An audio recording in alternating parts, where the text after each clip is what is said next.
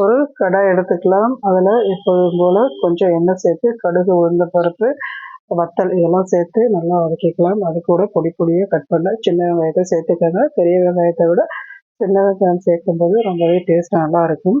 ஏற்கனவே வாழைப்பூ வெந்ததுனால நம்ம இப்போ முருங்கைக்கீரையை போட்டு நல்லா வதக்கி எடுத்துக்கலாம்.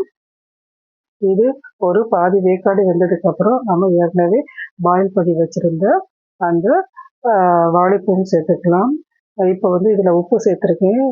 கீரைக்கு தேவையான அளவு மட்டும்தான் போட்டிருக்கேன். ஏற்கனவே நம்ம பூவில் உப்பு சேர்த்ததுனால பார்த்து சேர்த்துக்கணும்.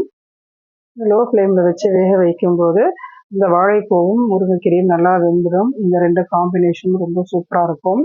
அது கூட இப்போ துருவிய தேங்காயை போட்டுக்கலாம். தேங்காய் துருவல் போட்டதுக்கப்புறம் ஒரு 30 செகண்ட்ஸுக்கு வதக்கி எடுத்துட்டா போதும். அதுக்கு மேலே வதக்க வேண்டாம்.